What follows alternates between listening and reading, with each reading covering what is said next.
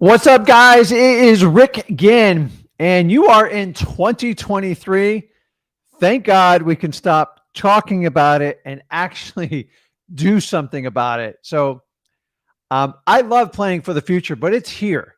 And today's entire video is going to be about how 2023 is going to be the best wholesaling year ever. And guys, I've been doing this 20 years, going on my 21st year. And honestly, I've never had such a positive outlook on wholesaling before. You've got to understand, change is the greatest thing. Like, it's the best for real estate, specifically wholesaling. So we know that we can never time the market. So we know 2023, with all the change, people are going to make decisions to sell properties. Properties need love. They need to be taken care of. And when they're not, wholesalers are there to save the day. I'm telling you, I never, ever in a million years thought I would be sitting in front of this live stream telling you this guy. I was a former corporate guy. I did my good boy stance out of college. I did all this stuff. I hated every minute of it. And I've never found such a fulfilling niche as wholesaling. And I am here to share it with you all today. So today we're going to talk about everything on 2023. And I got to wake you guys up. We're going to have to do this extra lively today because it's here. Like, there's no more planning. You need to have something going today. I worked today. I don't look at it what I do as work, but I've reached out. I've talked to sellers. I've talked to all my capital partners. I've talked to my business partner, Zach, and we are moving forward. I'm not sure why people observe New Year's on the 2nd, but you know, it is what it is. So there's so many people. Hold on one second, guys. Oh. So many people wait for like the perfect scenario. That's it. 2023 is here. If you want to get started, let's get it going today. Guys, my name's Rick Ginn. I've been wholesaling for going on 21 years now, and I've never run out of deals. I've done it in super hot markets. I've done it in terrible markets. I did it in one of the worst real estate markets from basically 08 to 2011. And I'm here to tell you, it is the same rhyme. It's just a little bit different story. I'm here to help you navigate through it. So number one, if you found this channel and like, hey, what's this crazy guy talking about wholesaling? I've been doing this for over 20 years. I know what I'm talking about. And here's the difference between me and most other wholesalers. I kept going in spite of. I have never stopped. I've had some of the biggest challenges personally and business-wise in front of me. And here's the difference is I just keep going. I never, ever, ever stop. Except for now, I got to deal with something. Hold on.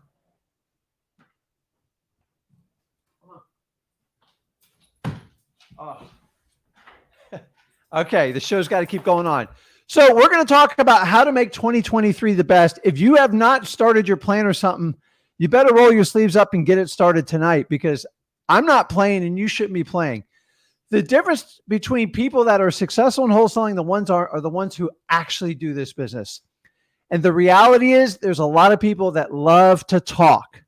They're all over the internet. You know what I'm talking about. And that talking has to be backed up by action. You actually have to do the business. And so many people want to be a coach and a mentor, and they're making analogies with sports and stuff. It's ridiculous. Find someone that's done wholesaling a long time, that loves doing it and lives the lifestyle that you want. And it's not by showing off everything they own. That's ridiculous, because you have no idea if someone's got a loan on it, if they rented it, if that's their jet, if it's not their jet. There's a few exceptions for it. For the most part, just look for people that take a massive amounts of action and they never stop. So what I want you to do is, on the right-hand side, guys, let me know which comments you're in. You better crank it up for 2023, because I am going to make this my best wholesaling year of my entire career. And I try to top it every year. And I think we are wide open for some amazing deals, because a lot of people don't understand in 2022, we just started to see the tip of the iceberg of the change to the market. Well, 2023, you're going to see its entire ugly head at some point. And if you are not in the game, you don't learn how to talk to sellers, you can't take advantage of it as a wholesaler. So here's the good news. If you've procrastinated, you need to pull an all-nighter. That's it. You need to get everything going and planned. I'm going to walk you through the things you need to have the greatest 2023 year wholesaling.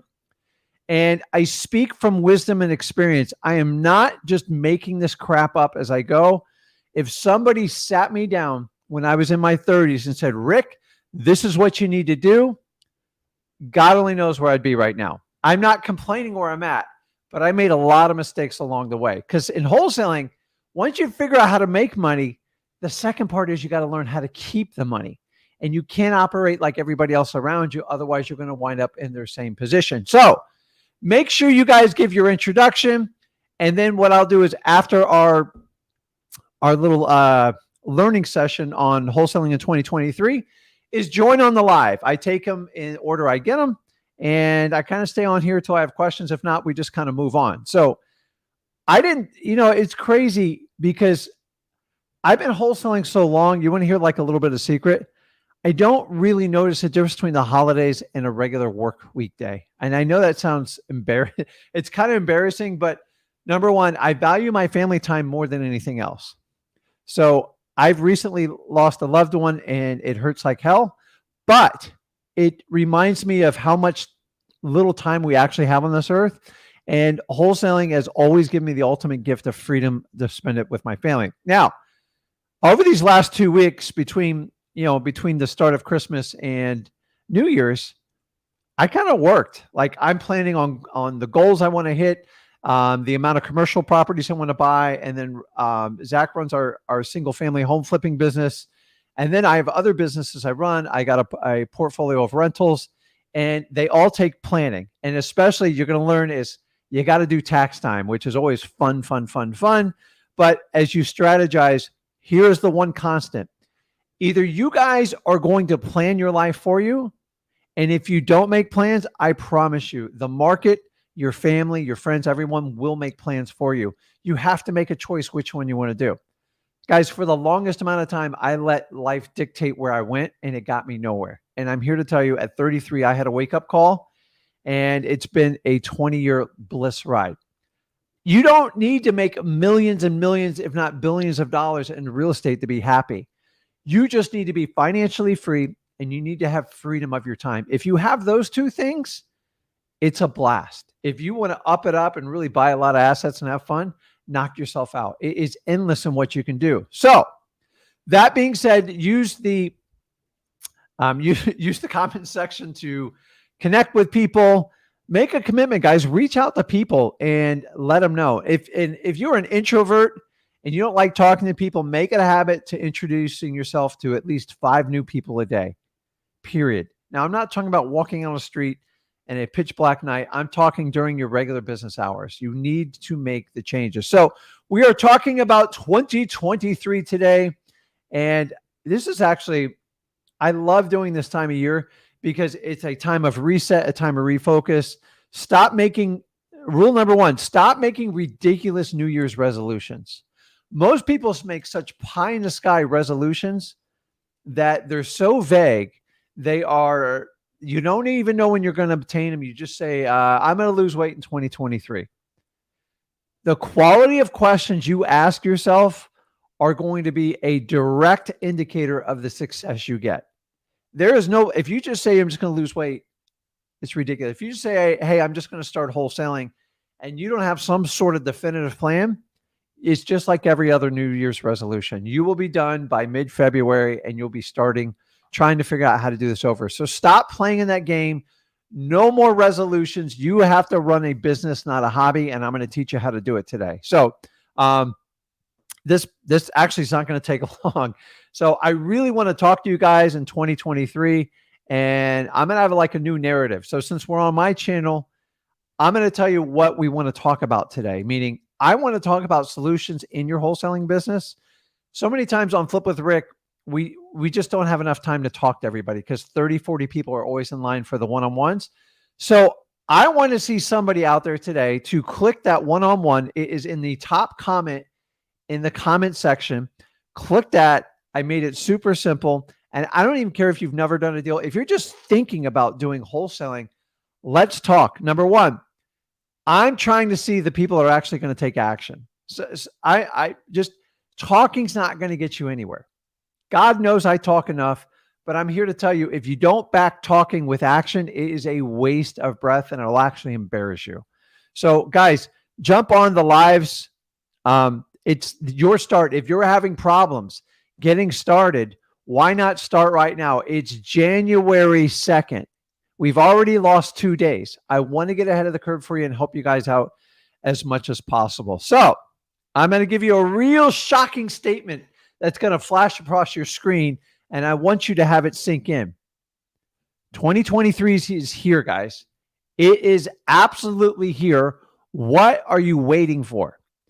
I need to light a fire on your butt to get going, because I'm telling you, your last month of saying, I'm going to get started, it's here. What did you do today to get started in wholesaling? And if not, I want you to pull an all-nighter and get this done. And I'm going to go through a checklist here, and you need to heed the warning to it, because I'm telling you, it's 100% true. It's going to hit some of you in the face, but you're going to thank me for later. Because number one, you guys aren't paying me a dime. I'm here to help you. And you can look at me like that crazy uncle you had, or that father that just wouldn't give you that financial education. I love my father to death. He did not give me the financial education. I'm going to give it to you. And it might hurt, but I'm telling you, I want you to win. That's why I'm telling it to you. So many people in society right now don't want to tell you the truth, because number one, they want to get in your pocketbook and sell you a marketing method that will fix all your careers. You guys have realized that doesn't work anymore, and people are really waking up to how gurus operate, especially in the wholesaling business. But guys, there's so much that if we just come out and tell the truth, we could deal with it, and then we could take accountability for it. And so many people don't want to do that now. And then if you want to hide behind your problems, do all that, wholesaling is no different than the other. You won't get anywhere. So 2023 is here. That's the first thing you need to know. And if you're behind, figure it out. I'm telling you, I don't know about you, but like in college, I had to figure out how to pull all-nighters to pass a test, but it was never for financial. And I didn't understand that at the time. I'm here to tell you, you can pull all-nighters to get your wholesaling business up and going. Number two, why not you? Do you guys think I'm any smarter or any quicker than anybody else watching this live stream? Actually, I'm going to beg the opposite. I'm the type of guy who has to read things 3 times to really grasp the concept, and I have ADHD. So like I have a million excuses. The day I decided to get rid of them is when I really made change. So if you keep questioning, I'm not, wholesaling's not for me, I could never do that. I said the same thing to myself, and you've got to get rid of it. It is so simple. It's not about how slick of a salesman you are. It's not about how charming and charismatic. It doesn't even matter how good looking you are. God knows it didn't help me. I'm here to tell you, you just have to do it. There's no difference why you can do it versus somebody else. I learned a while back ago that the smartest kids that I went to school through, they are not going to be the happiest or make the most amount of money. The person who takes the most amount of action and learns as fast as they can will typically have the most money, have the most time, and be the happiest in their life. And that's all I'm striving for. I don't have a $30, $40 million mark. I would love to get there. I've learned money's a constant moving target, but I constantly said this to myself, why not? Why can't I do this? And I'd come up with a million reasons why I couldn't. I'm not smart enough. I don't know how to carry a conversation. I talk too much. I get distracted, and just get rid of it. All you are is if you have the willingness to help others, wholesaling is a dynamite fit for you. If you have ADHD, wholesaling is a dynamite fit for you. If you don't think you talk enough, if you think you talk too much, wholesaling is a dynamite fit for you. I'm telling you, I have never, in my honest opinion, I have never found a vehicle that can give me greater ability to achieve what I want than wholesaling. It's absolutely nuts. So somebody says it freezes. So guys, the first thing you have to do is understand is, why not you? What are you waiting for? Like, you deserve it. Your family deserves it. Just, you have to accept that you can easily do this. You'll do the work for it. It's not going to be easy, and you can't take any shortcuts. I don't care how many gurus sell you on how many tricks they got to beat wholesaling. If you'll put the time and the energy to learn wholesaling, you will do amazing things. And guys, if you want to really learn how to get wholesaling, the first thing you do is go over to freewholesaling.com. I'm not even going to flash it on the screen. You know exactly where to go. It's 100% free. If you've never done wholesaling before, I teach it at freewholesaling.com along with my son. There's over 27 years of experience in there. And the only thing we ask in exchange is your email. So if I can't get you to take that action, there's probably not a lot I can say on this live stream to keep it going. So why not you? I argued this for 2 years, and I waited 2 years to get successful in wholesaling because I didn't think I deserved it. And if you know what I'm talking about, acknowledge it and fix it. You can get anything you want in life. I'm telling you, wholesaling is not something you're born with. It's not this magical skill your parents gave it to you. It's just a work ethic. That's all it is. And the willingness to want to help other people. Moving on to the next one. Seek the correct validation.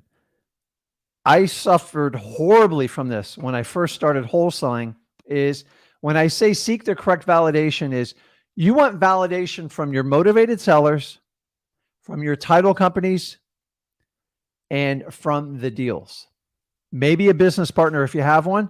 But guys, that's it.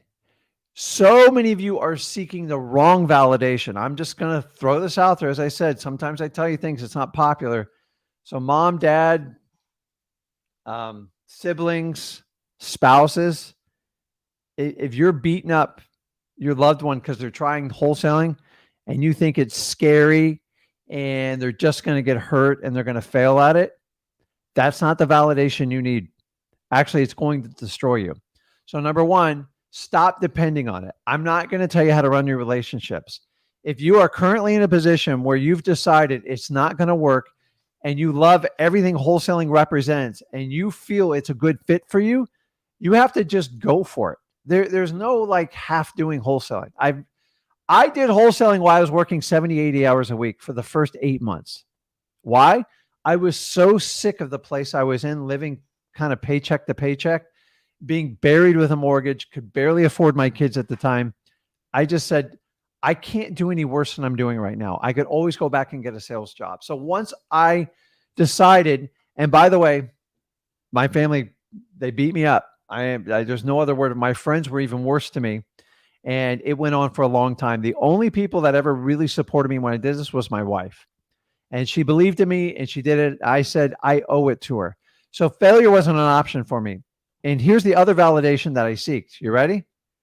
I seeked my first deal. Once I got my first $5,000 and $10,000, which wasn't my first deal, once you get those checks, it is like I knew I was right. I just had to stick to it and keep it going. And that's all I'm here to tell you. So many of you are so worried about what your family members are going to say and your friends. Honestly, look at their financial situation and heed the warning. If they are broke or they're barely getting by, they're all wonderful people. I have family too, but I'm here to tell you, you are going to do what 95% of the entire population on this earth will never, ever do. You're going to get financially free and you are going to get freedom of your time back. How? With wholesaling.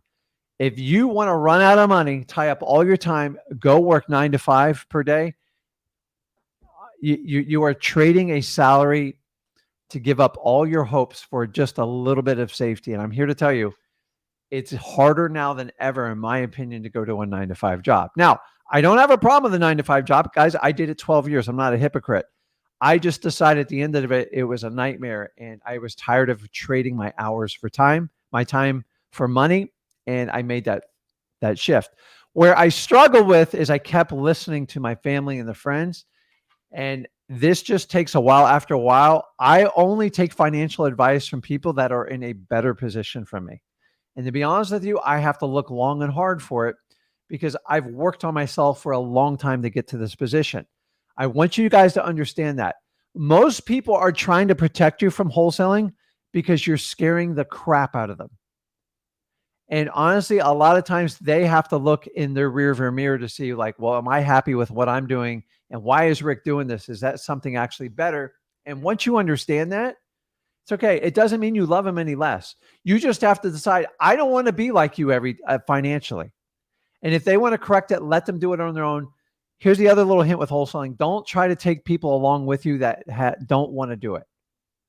These are the same people that are going to knock you off your pedestal the first time you have a hiccup and tell you, I knew you would fail. And the minute you make checks and you start cashing them one after another, they're going to always say like this, you ready for this?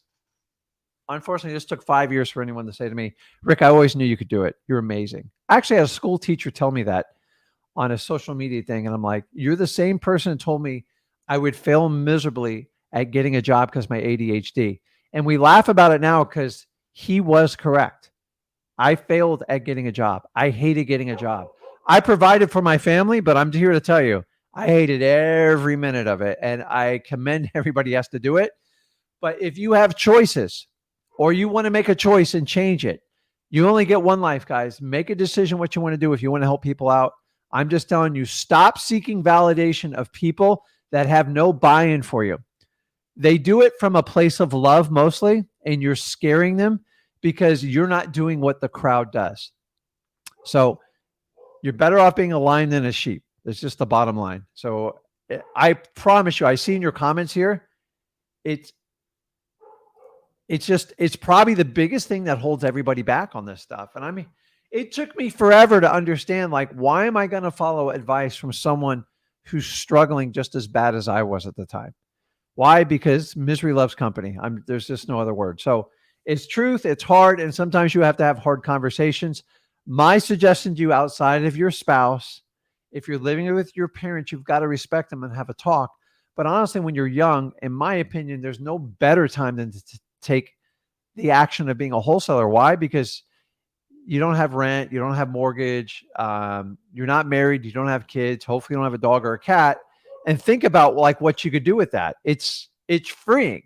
So that was one of the things I trained my son before he got into it, because once you start getting into a job, you get into this ridiculous rat race. You start buying stuff, you start getting mortgages, you start getting credit.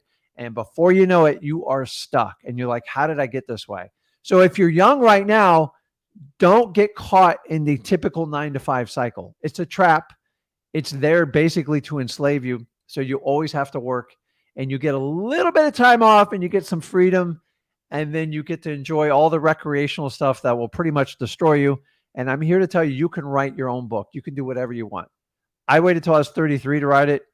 I wish somebody grabbed me when I was 17. I always had a wish for this. I was always a huge Tony Robbins fan. I just didn't know how to execute it. And honestly, I didn't have the guts in my 20s to do it because I seek the wrong validation.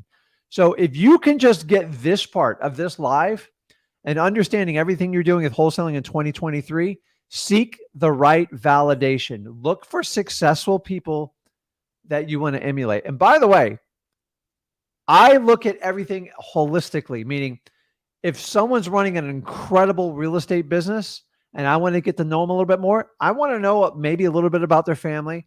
I want to look at their physical health. I don't want to be a great wholesaler at the cost of not spending time with my family and getting like terribly, terribly out of shape, getting morbidly obese or anything like that. So the whole idea is wholesaling. If you have those issues, you can correct it. But wholesaling was never designed to work 80, 100 hours a week. Ignore your family, ignore your health, ignore your what's the word I'm looking for on it?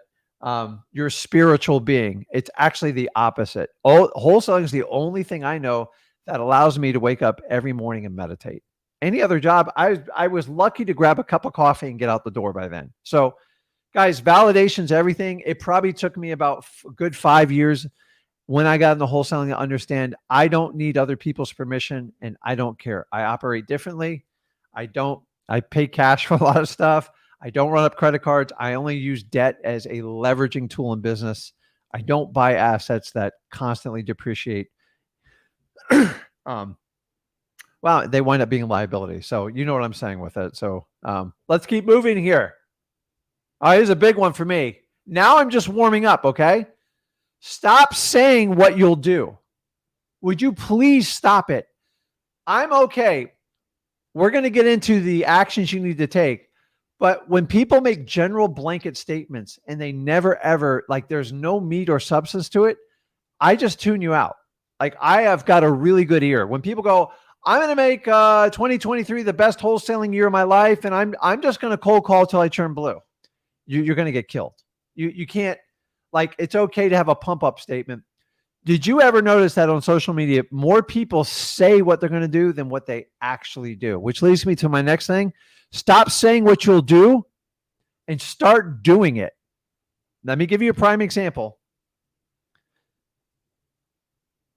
Stop bragging about how many cold calls you make a day, unless you're doing an accountability report, which is a whole different type of post. Just make the cold calls. If you want to lose weight, start doing the work to lose the weight and shut your mouth. This all comes back to my singular principle thing. It's watch what people do, ignore what they say. And honestly, if you take that approach in life, it's really hard to screw yourself. Most people do the opposite. They listen to what you say and they tend to ignore what you do. And they put more weight on your words than your actions. And that's how you differentiate what a true successful wholesaler is and one that does just talks. Believe it or not, there's people on the live streams, I'm not saying this one, that come on here and nothing but fluff, tough talk. Meaning, I want to do this, I want to do that, I'm going to do this, and I'm going to buy this, I'm going to pay off this. No. What did you do today to be successful in wholesaling? So many people, when it comes to like the weight loss, I'm losing 30 pounds. They make this giant post. They call it their accountability post. Number one, just keep your mouth shut and start doing it.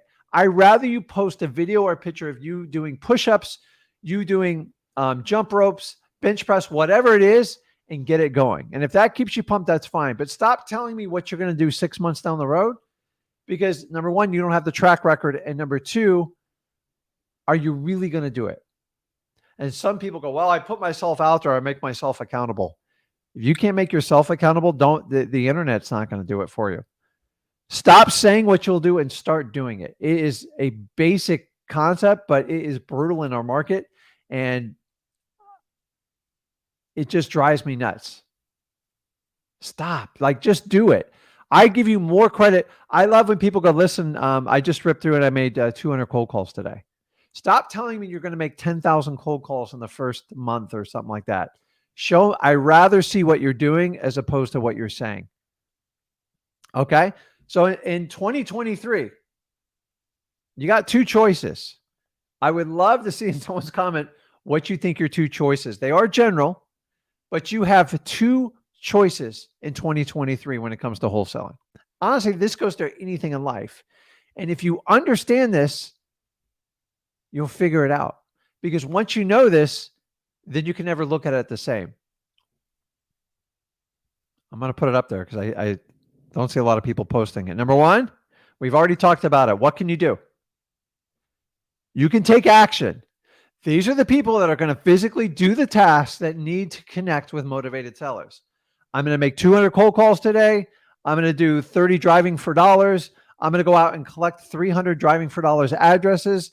And I'm going to get all the probates pulled from the courthouse and get them ready to mailed out this evening so they go out first thing tomorrow morning.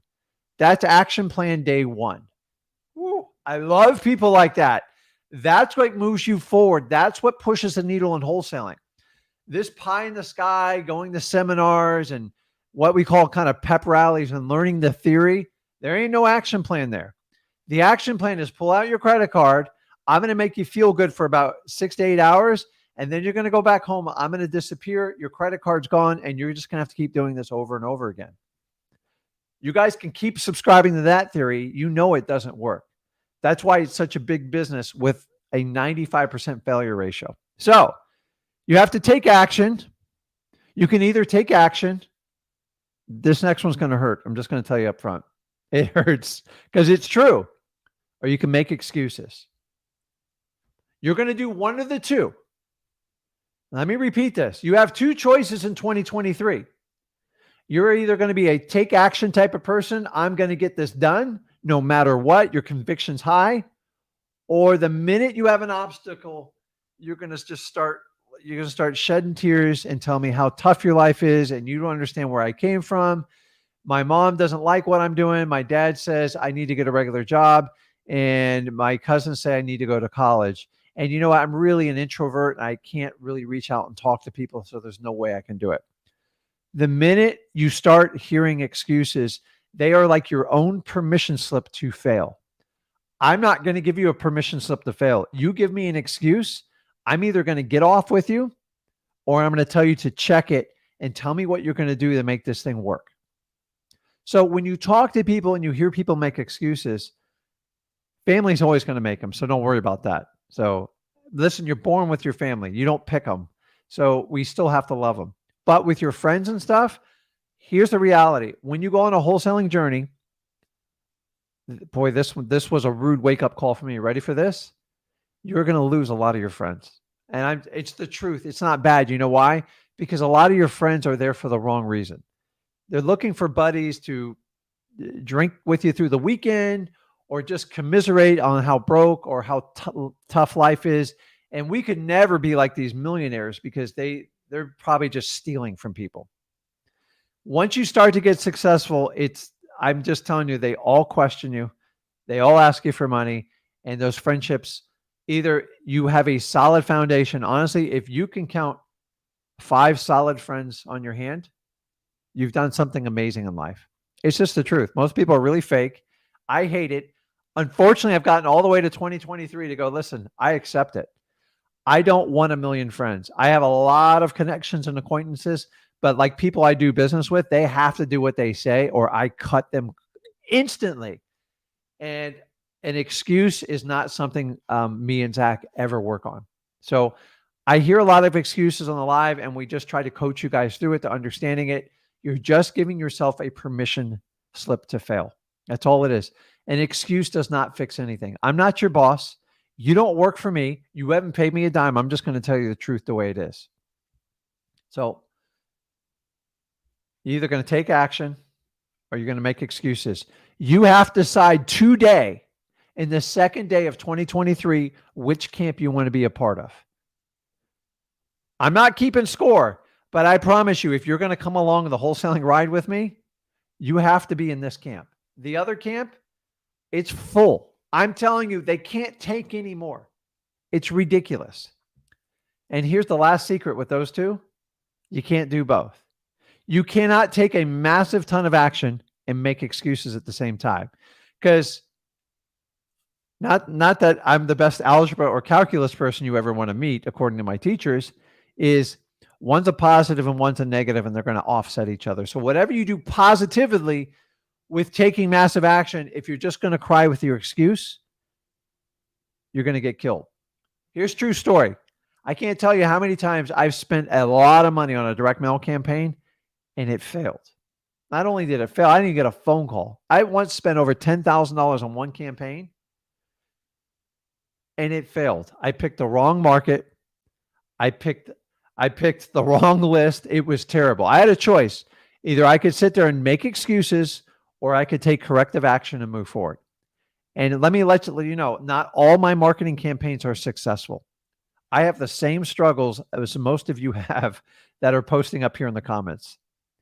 So Winston's right. You get a fight or flight mentality. And I'm telling you, you have to stick around. There is no flight in wholesaling. You actually have to do it. And the minute you want to run and cry, and it always starts with the excuses, and then it's a slippery slope and you can't get off of it. Do a little experiment when you're around your friends and the ones that, the chronic ones that keep complaining. Notice the pattern now, and it never stops. You're like, I go, man, you got I remember saying to my friend, I go, you got an excuse for everything. He's like, oh, aren't we the magic real estate guy? No, I just put in the work and get it done. And it just drives me nuts when I see that. So hopefully you guys are getting good information. If you like what you hear, do me a favor. Number one, make sure you subscribe to this channel and make sure you comment and make sure you hit that like button so other people can really prosper with this information. Guys, me not being your real estate coach, I just guide you through this journey. Knowing this business has a 95% failure ratio, if I have 200 people watching this right now and 10, the 5% decide to take action, I'm going to give you everything I got. I promise you, those are the ones that are going to take action. All the others are going to make every excuse in the world. And some of you are just like, I don't know, maybe you just want to watch me. I don't know. I don't think I'm that interesting to watch. other than wholesaling, because it's what I do. You notice I have never talked about any type of coin. I have never talked about a TFN, any of that crap, because it's ridiculous. You are out of content if you have to talk about that stuff on a real estate channel. Sorry. I'm a rookie like that, just like the most of you on this channel. And it's not that I don't believe in it. It just has no space in real estate right now. We have a long way to go, guys. And if you're banking on that and you bought some guru's crap on like an NFT that you bought because they're going to give you like lifetime coaching, I promise you, it most likely is not going to come true. So a bunch of that stuff got released in 2022. Some of you guys bought into the hype, and I'm here to tell you, man, like when you see that crap, I hope you guys understand it's nothing more than a distraction. Why would I ever try to sell you a coin? How is that going to help you in real estate? Maybe 10, 20 years down the road, there could be some sort of synergy to help streamline our business because God knows it needs it. But keep in mind, you have to keep your state, your county, and your federal government involved, and they will never agree to it unless they get their fees. They are never going to let it overtake them. So in my opinion, that stuff eventually will add an extra layer down the road, but I would not even slightly worry about it right now. And please don't let anybody talk you into wholesaling being illegal. I've heard that for over 21 years now. It's a joke. So let's get to the concrete stuff. You have to create an action plan. So if somebody wants to sit down and go over their action plan with it, and here's the beauty of an action plan. You can make it as complex or as simple as you want. If you make it vague, you're going to get vague results. If you make it so detailed, you got to have 10 employees to get it done, you'll never get it done. You have to find a compromise. And here's my suggestion to you. Number one, figure out your financial situation first. Do I have any money to work with, or am I going in for the hustle muscle? And the more honest you are with it, the more direction and the more action you can take. See, so many gurus out there try to teach you that if you just spend $2,000 to $3,000 a month on marketing, I can make you successful. Here's the reality.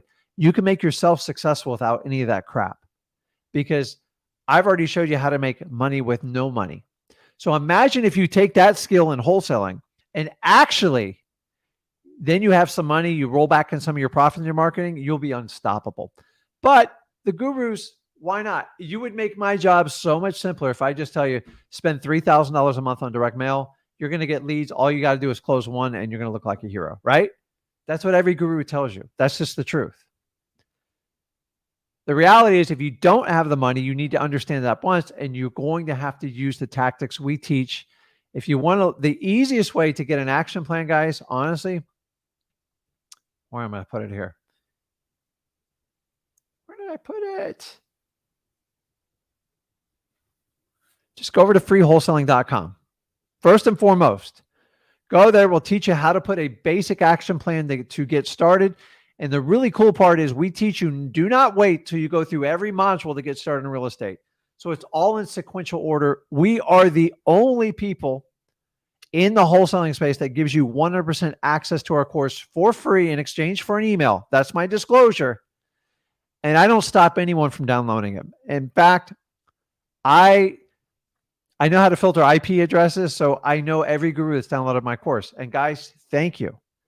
I wish you guys would do the exact same return for me in advance. But like the thing is, I don't want your stuff because most of it's outdated and most of you aren't even wholesaling anymore. You're probably most likely flipping students to make a living. So I don't think I'm sure I get some value out of some of the courses. I think everybody has something to offer, but guys, it's simple as that. So let's go back and finish up here, and then we're going to jump on some lives here. Action plan. Start over at freewholesaling.com. And then what I would do is formulate your marketing plan first and your acquisitions right behind it. Now, you can bang that all out in a couple hours, a couple days if you want to think about it. We give you a million options. Some people have no money and they're really going to have to hustle and they're going to have to grind. That's okay, because it's one of the most powerful learning ways you can learn in wholesaling real estate. Honestly, I had to learn how to make money wholesaling with absolutely no money because I didn't have any. And I get so tired of every guru telling you got to have money to make money in wholesaling. BS. It's because it just makes their life easier as a coach. Remember, they're trading their time for money. I don't do that. I honestly enjoy what I do. I can give back to you guys. I can speak freely and live. I don't have to pay a million people to edit stuff. And then I still do recorded videos with you because I think it's important and I want to do what helps you out the most. So start with an action plan, simplify it. If you need help with an action plan, jump on a live with us. And part of 2023 is I can only help so many people. I can't make you go on a live. I can't make you ask a question. I can't make you do cold calls. I want to work with the people that really want to hit it out of the park. And God knows there's been thousands of you guys in 2022. So 2022 is the entire year saying, Zach and Rick, you can't do what you're doing because it'll never work. Guys, I haven't gone anywhere. I've been doing this over 20 years. I'm not going anywhere. Oh, I'm going to quit. You started like 4 or 5 years ago. I don't care when you start. All I care is where you finish. And that's all I want you guys to understand. You're going to struggle. You're going to fail. You're going to make mistakes. But the key is to keep moving forward and try not to make the same mistake twice, which leads me really honestly, this is a big one for me. And if you can understand this, you will understand everything. Let me fix something here. Where is it? Let's just throw it up there. Be accountable to you. Stop thinking a guru, a mentor, a coach, your parents, your mother, your father, your sister, your spouse is going to take accountability for you. Here's a little secret. Successful people hold themselves accountable, regardless of the outcome. That worked out great, Rick. Or I do another one. I go, that was a really bad decision. I'm not going to make that again. And we learn from it. Remember, life is all about learning. So if you make a mistake, that's how you learn in life. But no. At school, we're taught if we make a mistake, we get a lower grade. And then I can't move on because I don't have as high as GPA as Sally Sue. The real world is you make mistakes, you learn from it, and you try not to make that mistake again or very few times. The people that make the same mistake over and over, they need to be out of business. I agree completely. And you guys know of the examples of it. Here's the secret, guys. The day I decided to become accountable to myself, my wholesaling exploded. My fitness was amazing. My family life is something I learned I had to work on every day. I don't take stuff for granted, including my son, Zach, my daughter, my wife, my parents, my siblings, everybody. As soon as you understand that everything you do, you're accountable for it, and you stop expecting other people to fix your problems. Like I was a bad kid. Like I didn't take any accountability. And it went into my 20s and I paid dearly for it. And I was just a little bit slower learner. So if like you have that, it's okay. It's where you finish. It's not where you start. But I'm telling you right now, you have to be accountable to yourself. So if you're going to make an action plan and your plan is to call 200 people a day off of your government list, you don't pull the list and you don't make the calls, you're letting yourself down. And I will tell you, to me, there's nothing worse than letting myself down. To me, it's worse than letting a family member down. So I rely on me to get stuff done. And if you don't have that urgency, you won't get anywhere. So you guys, like accountability is everything. So many people think they can hire a wholesaling coach and they go, they're going to make me accountable. They're not accountable. You paid them. You're paying them for their time. They're not there because they're genuinely concerned about you. They're there because you paid them. And if you don't succeed, they've got 200 other students that paid them. They're going to give them their time. And that program is going to expire at sometimes. The thing is, you don't expire. You have to live with yourself every day. You have to have these talks in your head. So stop letting yourself off the hook and make yourself accountable, man. Like, I'm serious. The day I decided to do that, everything changed. You guys know when you lie to yourself, oh, no, it's not that bad. Or like, hey, I'm broke. Here's where I'm at. I need to fix this now. Otherwise, here's where I'm going to wind up. So Tony Robbins does this thing called the Dickens effect. I don't know if you guys, so if you ever had the chance to go to UPW, it's an event he puts on. He travels around the world, actually does it. He's going to stop doing it. And I'm here to tell you, if you can get out to him, get him. To me, it's nominal. I think it's like between $300 and $700 for a ticket. It's well worth it because it's mental. And Tony Robbins helped me make a lot of changes to get me through some of my tough times in life. But he does this thing called the Dickens. And he'll sit in a room with you for hours. This is crazy because it seems like minutes. and he walks you through your life and all the problems you got going on now. And by the way, those of you who say you don't have problems, stop lying to yourself. We all have problems. We're all fighting it. I use wholesaling to fix a lot of my problems, and I'm very grateful for it. But we have problems. And then what happens is Tony basically walks you through what your life's going to look in 10 years if you don't correct those problems. So if you have a weight problem, if you have problems with addiction, if you have problems with your spouse, your kids, they show you in 10 years. And the idea is to show you how painful. So if you ever waited for a problem to get so painful, like it breaks your heart and you go, that's it. I'm making a change. I'm never going back. And it's kind of like your rock bottom moment. So the idea is it's a mental exercise to get you to your rock bottom thing. So it doesn't cost you 10 years and go, if you don't make that change now, if you don't take wholesaling by the horns and be accountable to yourself and formulate an action plan and actually take actions and stop making excuses and move forward as fast as you can, then you are going to have the ultimate pain of life. And I want you guys to think about it. Go, okay, Rick's right. If I stay in this current job, although everything's going to be paid, what's it going to look like in 10 years with my spouse, my kids, my parents, my siblings, my uncle, my nephew, my nieces. And I don't know about you, man, but it was a rude wake-up call. So I believe he took that from the Christmas Carol, where the ghost comes around from the past and shows you what your future is going to be like. Guys, I can tell you what your future is based on what you're doing today. It's all about 2023. You've got to make decisions. So create some urgency. Listen, we all got issues, but I'm telling you, we are all united on I'm telling you, wholesaling can fix a lot of it. Wholesaling is simple. It's everything around it that complicates it, and your moral compass has to be pointed in the right direction. Stop seeking validation from people that have no buy-in for your final outcome. Yeah, but my mom says that. What's your mom's financial situation? Well, she's your mother. I'm not telling you to get rid of your mother. I'm just telling you, if you follow that path, you're going to be under the same people. Did you know that your finances, your religion, and the place you live, 90% of it's dictated by your parents? Why? Because that's what we do. And I'm not saying it's a bad thing, but the thing is, if you don't make a plan for your life, I promise you, life will make a plan for you, and you might not like it. And I'm here to tell you, you have the power to take all this in control. 2023 is here. If you want to have a hard talk today, let's do it. This is the call to do it on. And I'm never going to disempower anyone or do anything like that. I want to help. So many times we are so scared of the difficult conversations, and that's where we struggle. So I'm like, I'm going to tell Johnny it's okay.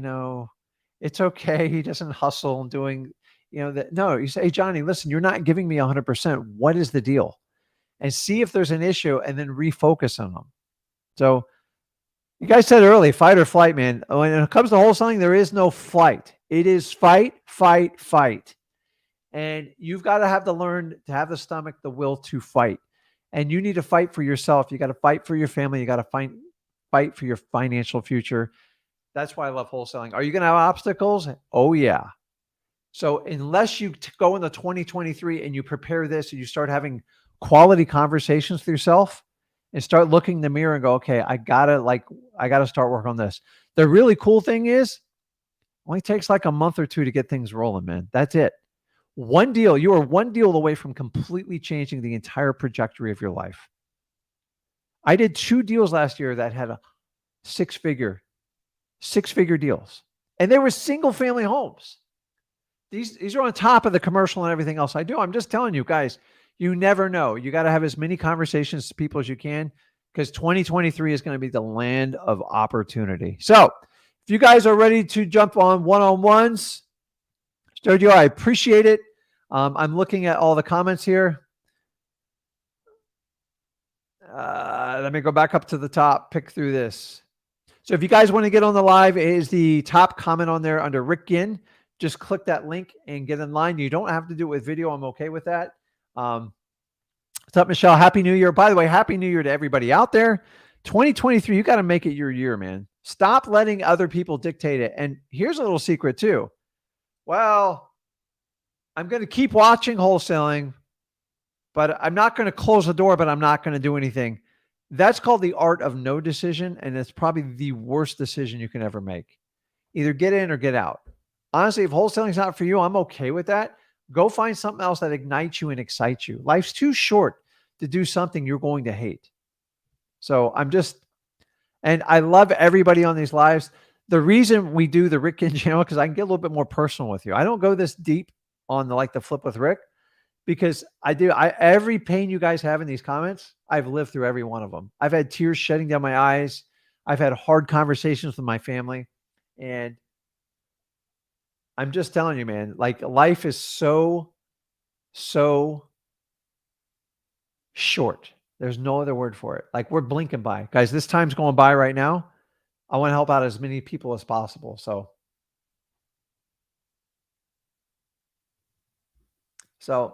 I'll be asking us, hey, Rick, I really appreciate the things you guys are doing.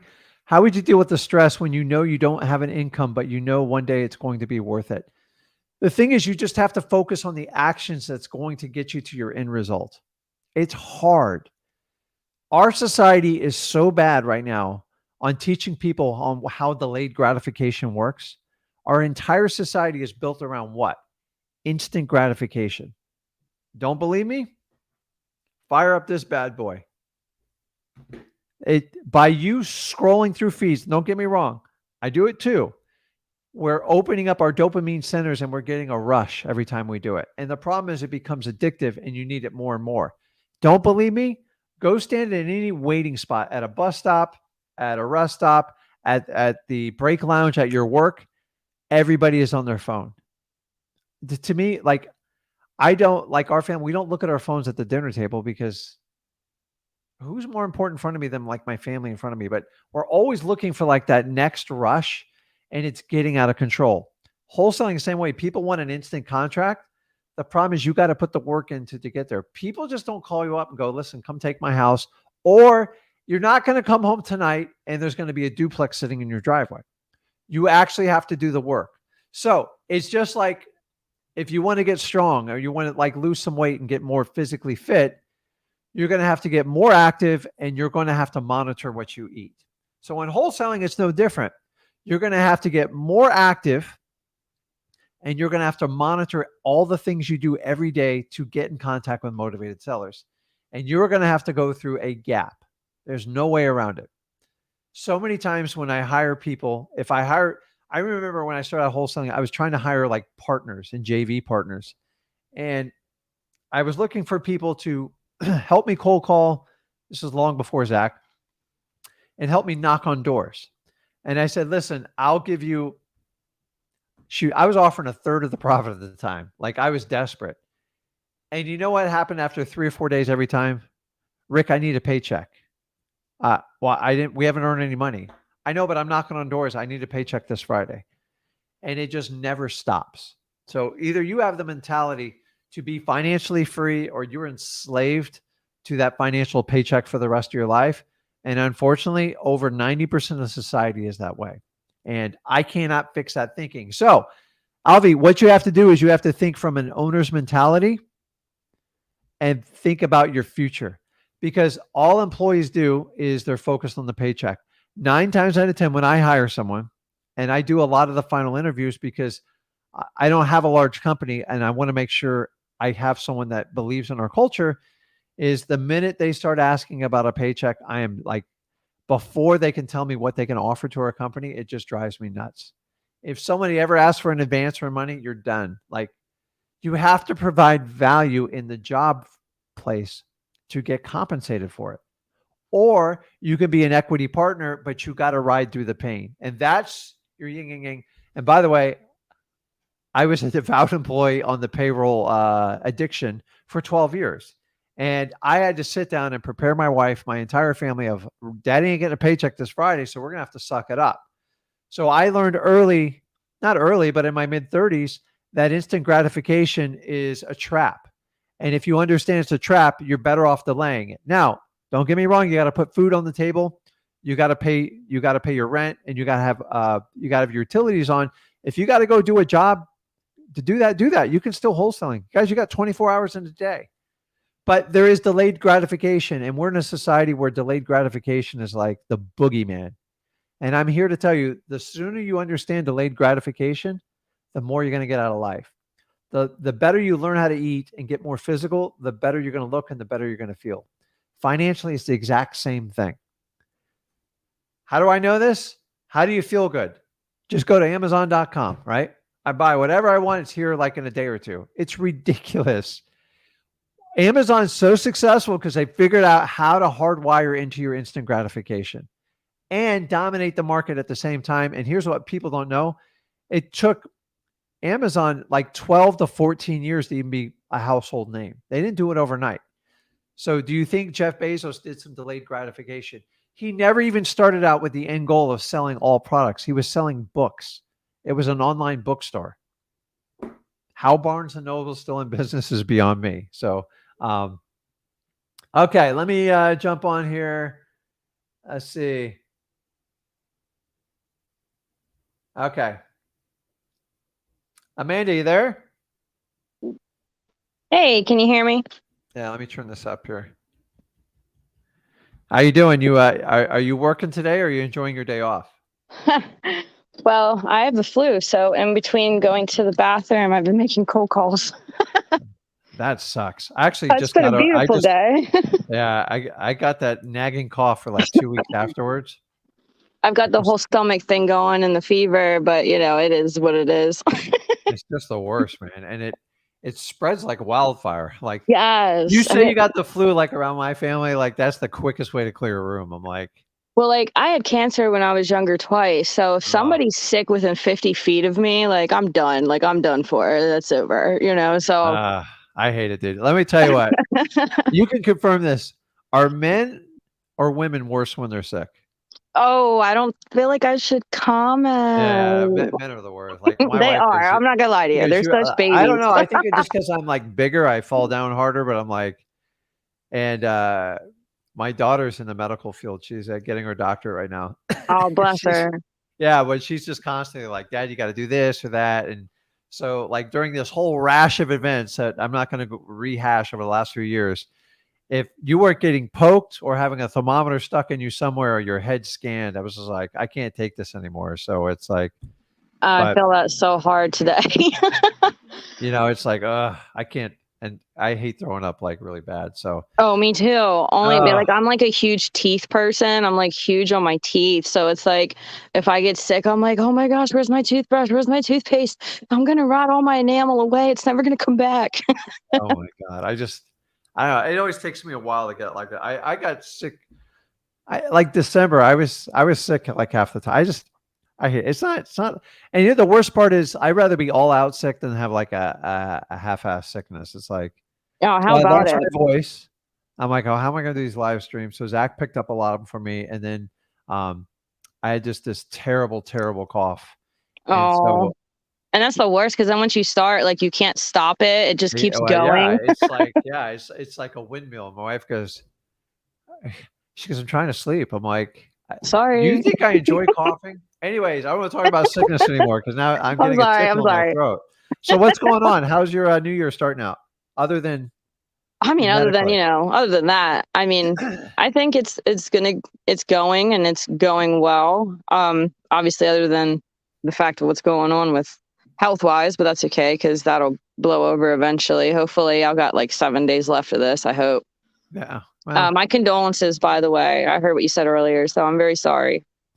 yeah, no, it's just it's the thing is like most people just don't understand. So I'm dealing with I lost my mom and then I'm dealing with like my father and it just Oh, you're breaking my heart right now. yeah, no, it was a while ago. It's like it just like the holidays just kind of brings it all around. So it's kind of like It kicks you. like family is everything. So it's like I wish I could do like 100 things different towards the end, but like that's just family stuff. And And that's the worst I'm part of just it. telling you, man, guys, like life's short. So if you're like waiting to take that trip, well, like your family or like do something, especially with your parents. So I'm older. So like when your parents get older, like I don't agree with everything they raised me, but like they still, you know, back when the day and I grew up, the idea was just to keep you alive. Like Right. that was it. And I'm thankful because I think everybody goes through a special phase in their life. In fact, I didn't grow up with cell phones, or the internet or social I did media. not either. It's kind of a blessing. And then It I really look, was. It but then really I look was. at nieces and nephews that are going through their ridiculousness. I'm just like, well, I didn't really think about that in like middle school and high school. I can see how that would be problematic.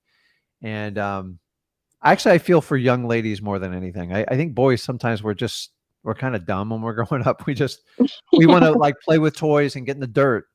And girls are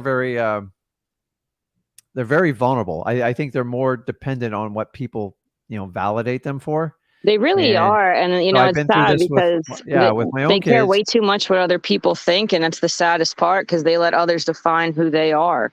Yeah, but like as a kid, you don't know any better. So you have to have a parent that's going to be involved and like 100%. I got to tell you, man, I grew up in a time where I can say this because of my own personal channel, so Zach's not going to say anything to me. Is like teachers gave a crap. Like they really they were like they did a lot of parenting even when parents were shy on it. Now I have a lot of friends who are teachers. My wife's a former teacher. Boy, it's like I feel for them. Like it's really tough, the environments they have to do. It Listen, really my is. teachers would smack me if I got out of line, just like my mom would. And I look back now, I'm like, now we're just trying to like, I'm going to call your mother. I'm like, well, tell her I've been looking for her for like 3 months. That's what kids say these days. It's so Oh my bad. gosh. And it's so sad. I know when I used to get in trouble in school, I used to be so scared to upset my teacher because she was everything to me. And like her opinion of me meant so much It was, but that like if I would upset yeah, her, I was like devastated. And it I was like, know. then I had to go home and deal with my mom and my dad as well. So I'm like triple right now. Yeah. And kids nowadays, it's like, okay, well, tell her I said hi. You know what I mean? Like, But keep in mind, I had teachers tell me in high school I would never amount to anything because I'm like so hyper and ADHD. And they said I'm never going to get a good job. I used to like get really upset. I used to get angry about it as a young man. And the I beauty proved of them wrong, social huh? media is I reconnected with them. And then like, boy, as the shoe flipped on the other foot now. And they're just like, So but I had a proud. conversation with, I didn't blame them for them. They were younger people back then, but Yeah. it was devastating as a kid for me to hear that because I was told I had to get a good job, go to college.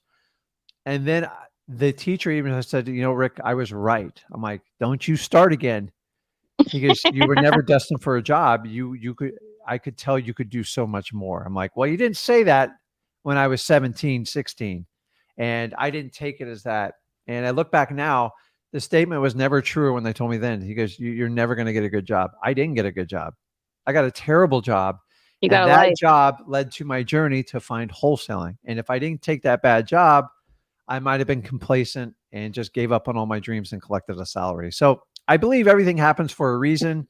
100%. I had a conversation because I'm hoping Zach has kids one day. So maybe you guys can Aw. encourage it sometime, but he's still very young. He's got time to do it. But like, I'm like, man, I go, what are you going to do with your kids with the state of the school system?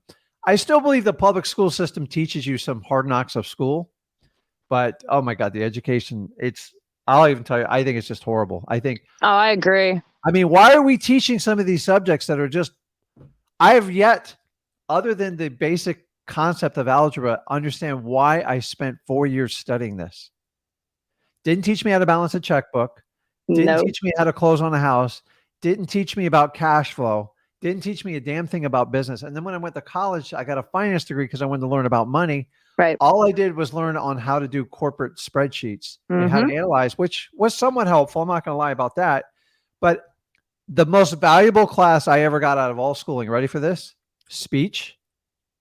I thought I was going to die in speech. I thought I was going to die.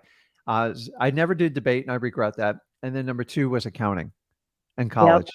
Super powerful for like the shit I go through now. It's like, oh, 100%. And honestly, if you don't understand it, like people don't understand how you have to do an entry and how it has to be calculated.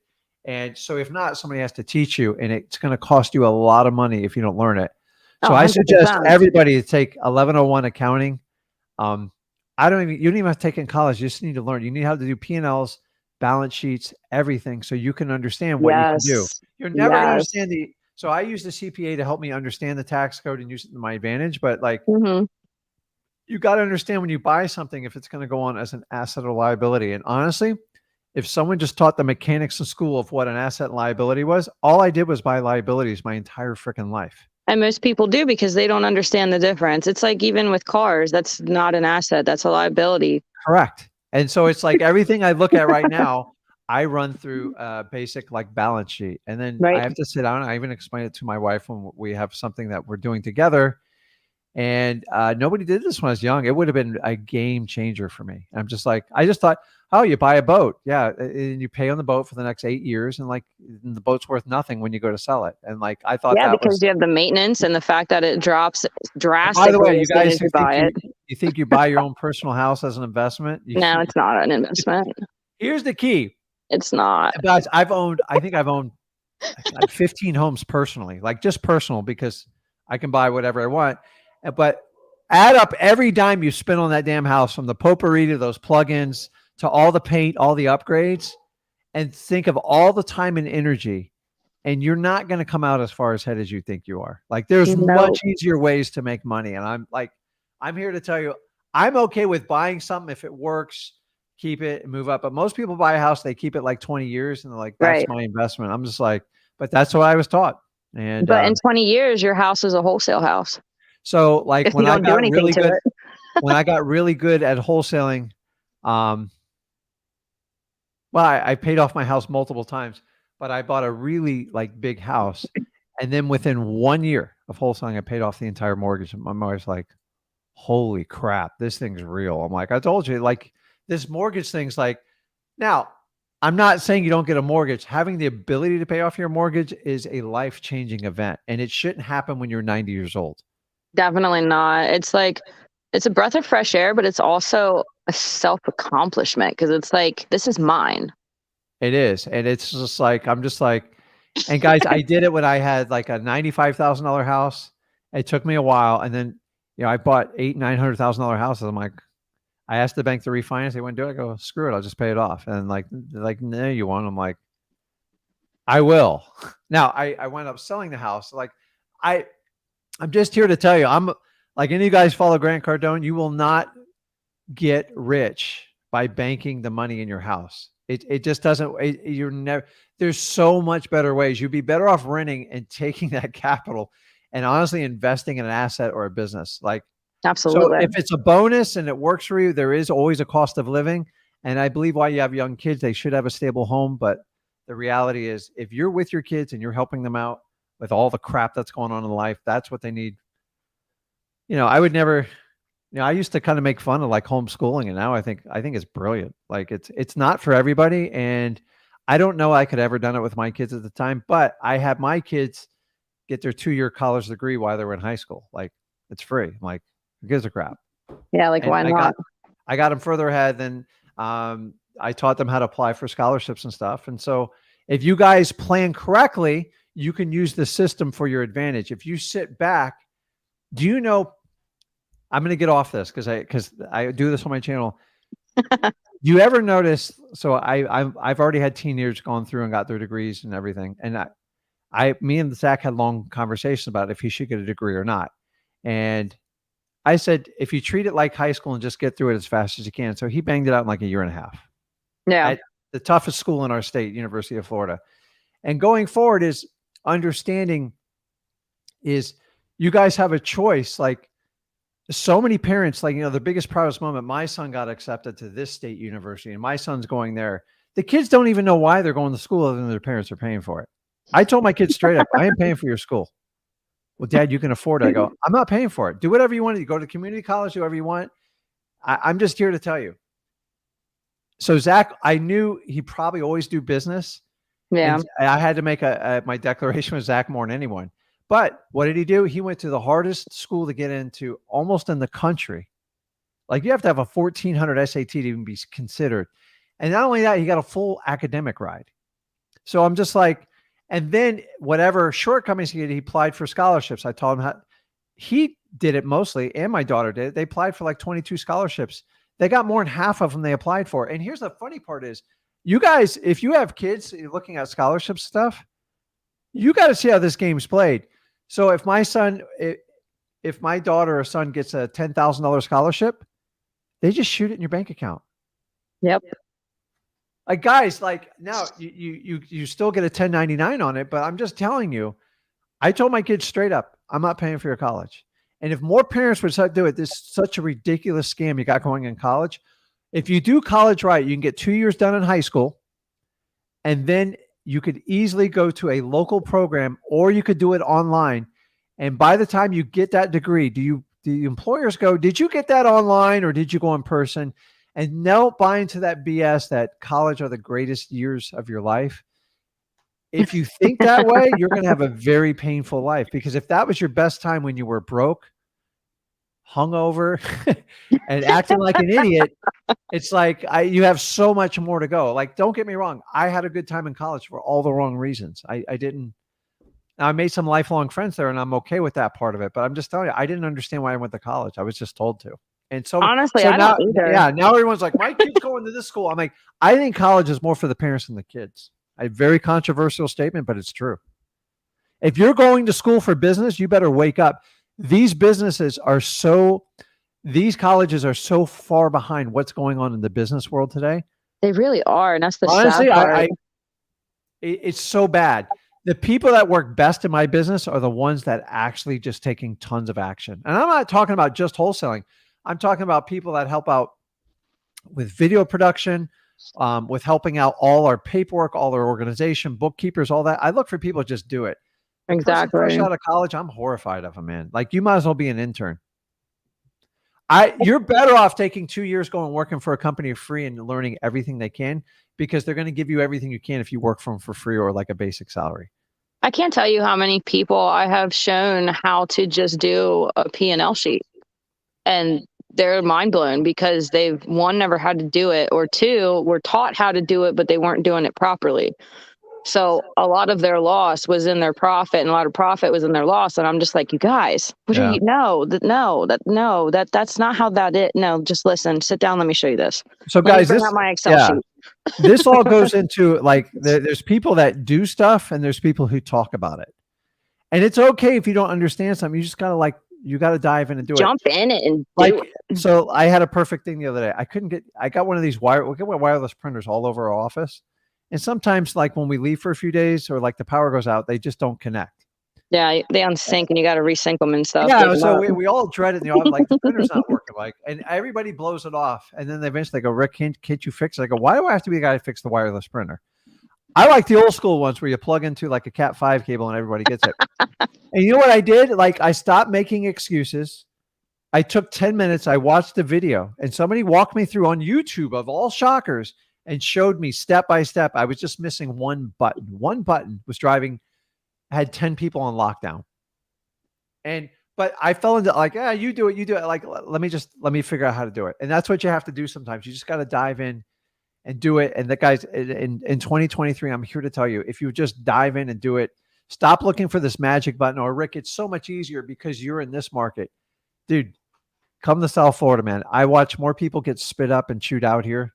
Like, I'm in a hard market, but I've been doing it a long time. Here's the key: is I don't stop. I just keep going. I don't lose money. I know how to do really well on deals, but like, I've lost money quite a few times. I just go, okay, I reached too far for that one. The motivation wasn't there. And every time, that's why all these things I teach you guys in free wholesaling are all my lifelong lessons that have just burned the crap out of me. That's so like even when Zach says, for every X amount of no's, you're going to get at least one yes. Yep. You just got to get to that one yes. That's it. I feel like I kind of did the whole schooling sickness thing with Amanda, but I'm guys, sorry. I really did have a legitimate question. No, go ahead. Go ahead and ask it. I'm here so sorry. I got off topic. I'm horrible. So the thing that I'm running into now, I had spoken with Zach before. He said, driving for dollars in my area was my best bet. So that's what I did. I'm now doing cold calling because obviously I'm sick. I don't want to knock on people's doors. But the biggest issue I have now found is I will put a bid on a house. I'll speak with the owners. Everything is great. And then all of a sudden they come back at me with, well, X and X property group offered me this, it's higher than yours. And on my end, I did the comps, you know, the ARV, the percentages, so on and so forth. They're coming in too high on my end. So I'm like, unfortunately, that's great for, you know, it's bad for me. That's great for you. I say, you know, if you change your mind, please keep me in mind. That's awesome. Unfortunately, I'm going to have to pass on that. It's just a little bit too high for my partners and I do apologize, but thank you for the consideration. And on my end, I'm like, how are these people coming in so high when I, on my end, don't have a buyer for that amount? So here's what I'm going to tell you. We are in uncharted waters where the market is right now. Yeah. It's weird because I own a real estate agency. So like I see both sides, and I get, honestly, I get conflicting information because I have to look at the entire country to help everybody out. Right. And here's what I've noticed. If someone has a qualified realtor and puts it on the market, I'm just talking about retail now, and I'll work my way backwards. They have a property that's ready to go, meaning like the foundation's not cracked, the roof's not leaking. It's very presentable. These properties are still moving, guys. They just have to be priced right. You can't do the FU price and pray to God it works out. Right. And a lot of people think the sky's going to fall when real estate does this. When the market pulls back like this, it does expose the people that are completely unrealistic and the properties that have massive problems because they can't move. I looked at one the other day. The pool's up like 14 inches above the ground. They're like, no, it's normal. I go, it ain't normal. No, it's $900,000 house. I go, that's $120,000 fix. They're like, no, it's not. I go, pools rising up means you got a major issue. Like they're not supposed to just rise up in Florida. So I just pulled back. I said, what are you doing? I go, I don't even want to do it because I don't want to deal with that pool. Right. And so these people that are making these offers, sometimes no is your friend in disguise. I can't tell you. I've had so many properties I wish they would have said no to my contract earlier on in my career because I reached. If people keep overpaying for properties, they will be out of business. They're just if you buy a property and you can't make a profit, you don't have choices. Exactly. And you have to these are other understand that. wholesalers. And I'm like, because I know they are because I know the names. And I'm like, so how here's are what they you have coming to do, in so high? You can take any data and learn from it. You've already spent the money, the energy, and the time. So I don't advise everyone doing this, but like it's helpful in this market.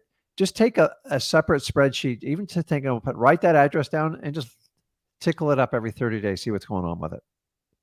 Well, see, I did that with the one because this was back in November. And I pulled it up. It's now listed for sale again, but everything's redone. Obviously, they did the ARV on it. Yeah. And the ARV came in a little higher than it should have been, but they did sell it. So what they're doing is the wholesalers are coming in, but they're owned with two, kind of like you guys, how you do real estate, but you also do wholesaling. So one's coming in on the wholesale side, offering this. The other one's coming in from the real estate side, buying it, flipping it, putting it back up. Yeah. And I'm like, I can't, unfortunately, at this point, I can't compete with that. Yeah, but you can still take the data and figure out if there's any profit in what they're doing to make sure you're not missing something. That's why them juggling between companies, all that crap. You can look at a house, like obviously you have intimate knowledge of these houses, you know what they look like. And then when you see them put back on MLS, you don't even have to get in the car and drive by them. You're like, oh my God, you put 50 grand into it. Yeah. You bought it for 210 plus 50 plus all the transaction costs. And you can figure out quickly if they're making money or they're not. Like they're pulling about 20 to 30. I mean, is that normal? So it depends. For that kind of revamp. What you could do is look at the ROI and start tracking it on the people that are overpaying for them. Okay. And keep in mind, someone's buying stuff in the end. Yeah. And that's how I track it. Now, I will tell you, when the market was smoking hot, people were fine getting between a 7 and 10% return in my local market. Oh, wow. That's horrendous to me. Okay. That's like, that means if one thing goes wrong, you're losing your butt. Yeah. Now, fast forward to today, the minimum in our market for a property in distress for someone to buy is 20%. Now 15 still, there's some on the edge, but 20 is a guaranteed. So I teach my staff how to write. I go, at this one, it's a no-brainer. At this one, you might have to beat it down, or you're going to have to find something special, or it has to be like a good A+ location property. The question is it going to tip past that 15, 20? I don't Yeah. know. I don't know. A lot of people have this perception that interest rates are ridiculous, out of control. They're not bad, guys. Like the only problem is the prices are much higher. Right. So you can still get a nominal mortgage rate for 6.25%, 6.5%, which to me is, we all assume it's like 8, 9%. It's not at that number. It's not there. So quality properties sell. The problem is the higher end properties, they're having a hard time getting qualified and appraised. So number one, Amanda, sometimes knows okay. If you see it going on and on, start tracking those properties and figure out an ROI. You're going to have to guess on some of it, but you know if they rehab the property. If it was an ugly ass property and then you look at all this beautiful stuff and they're even staging furniture, Yeah. they're probably making a lot of money. You ever watch these A&E shows where they go, I bought the property for 100, we put 30 into it, we sold it for 379. Yeah. It's complete BS. It's like, it's not even close. I know this for a fact. I have intimate knowledge of most of these. It's just, those properties are not about wholesaling, which is why me and Tack don't do them. They're about design. And like Right. people, and like, don't get me wrong. I think it's really cool when you fix up a property, but people have no idea. It's like going in for surgery. When somebody cuts you open, like to take out your appendix and then your septic and all this other stuff going on, they have to finish the job while they're in there. Right. The same thing happens when you do a rehab. And that's why I tell you guys, avoid them like the plague. Listen, you're going to have some people that say, no, I think they do you a favor. You can't outbid people in wholesaling. You will never survive. You will just end up over your head. I did this 1 year on 3 properties and it took me 2 years to unwind them. And I've never made that mistake again. I'm like, hey, if it doesn't work, it doesn't work. I just move on. But make sure you're not missing something. And also try to find out, a lot of times you can reverse engineer the companies that are buying them. So I know sometimes they do them through realty companies and it goes to the investors and they put it out on the market, but they're competing with other people too. So you just got to figure out what the ROI is in that market. But it's weird. I do virtual markets. I still have virtual markets at 12, 15%. They're fine with. Well, that's another question. Is it a huge issue for a virtual market to not physically be there at closing? Have you found that to be a big issue for you at all? Not at all. Listen, I've only gone to less than like 3% of my closings, and only because I knew there was a problem coming up. And 9 times out of 10, the problem is the realtor. Like a realtor comes out of the woodworks. Like, you're screwing my friend over. I'm here to bust you. I'm like, okay, I'm giving your friend $100,000 for the house. How am I screwing them? Okay. What do we do with it afterwards is really kind of none of your business. But it's right. like, and so I've had the neighbor next door try to sabotage a deal of mine, only to show up at the closing table when I was assigning it. I didn't have a lot of money when I started, to say, hey, I was making a $15,000 assignment fee and he's screwing you. I'm like, John, did we agree to 100,000? He says, yes. She goes, that's fine. He goes, she goes, she told me not to accept the assignment of contract. I go, the problem is it's not in your choice. Right. So the realtor, ready for this? The realtor advised him to basically sabotage the closing, even though he signed for it. So I went and got temporary money. And here's a really cool part. It's a 2-story building. I knew some mortgage brokers upstairs, and like, I cut a deal with people I didn't even know. And I said, listen, I'll give you $3,000 for 2 minutes use of your money. They're like, are you kidding me? I go, here's the title company. She's going to come down. It took me an hour to put it together. I got really creative and I saved the deal because 12,000 is better than 0. Right. And I'm here to tell you, in my opinion, showing up to a closing creates more problems than you actually going. It's a real, I know it's tradition for like realtors to put both sides there. It's just really bad business because at the end of the day, it's not between you anymore. It's between them. Yeah. So if you have everything done, the reality is most realtors go to closings, number one, to ensure that the deal closes, to cover up their mistakes or like shit they didn't want to tell people about because they cover up stuff all the time. And number 3, to get their check. Right. That's it. If a good closing's done correctly, it's all solved weeks in advance. So wholesaling, we're the opposite. We have to solve as many freaking problems as possible as soon as we can. Otherwise, we waste our time. Exactly. I don't want to wait till the day of closing to find out there's a massive problem. Occasionally it happens, but we know it's going to happen. And if we have to send a rep there, like the only time I go to closing is when I have to, like, God, the old days.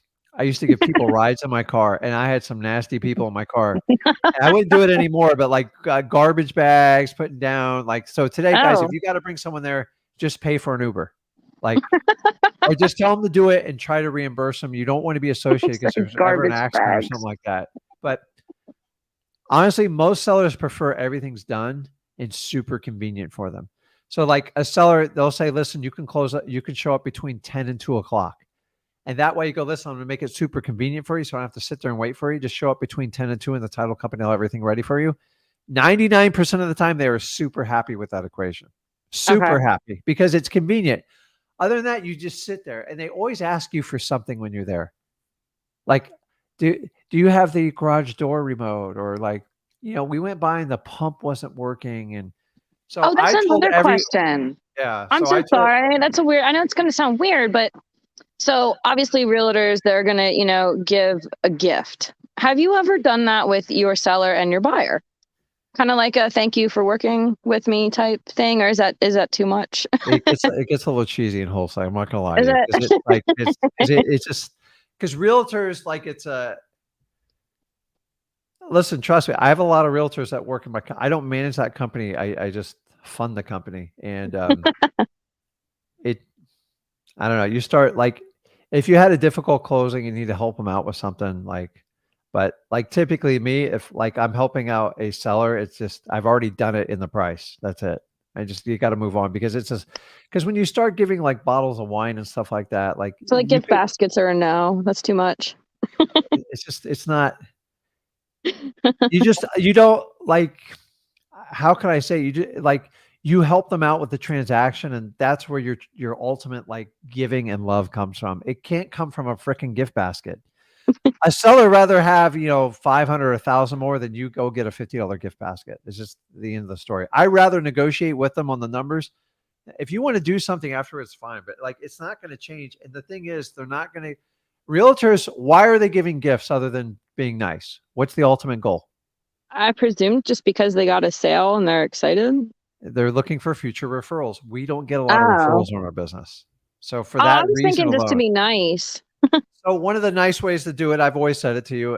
I think it's a little bit cheesy, but like we did a Okay. long time in our company, is sometimes you just do a video testimonial. Go, hey, how did you like working with Amanda? And you just kind of shoot it. Sometimes you get the title person to shoot it.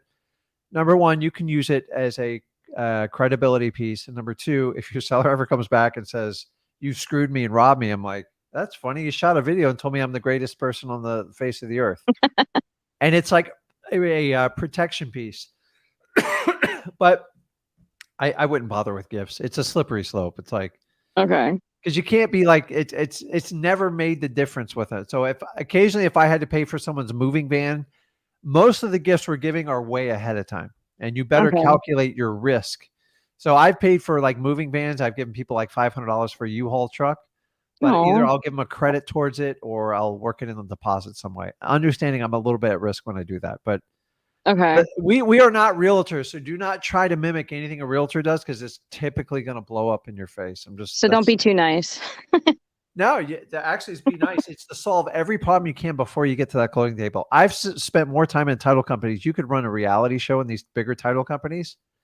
All the dramas with the realtors because Really? they didn't 9 times out of 10 they didn't prepare their clients on what to expect. Mm. What? Let me get because remember what's associated with most realtors. What's the big pending issue when people are buying or selling a house? They It's the want to make mortgage. sure they get paid. But it's the bank and they have to qualify. And banks are Yeah. so like they're running people's credit right before they sign. And they go, well, I just bought $10,000 of furniture on credit at Rooms to Go. They're like, oh God, you just screwed up the entire closing. The realtor didn't prepare them for it. You need to know if your person's putting down 25% or they're coming up with 1 to 3%.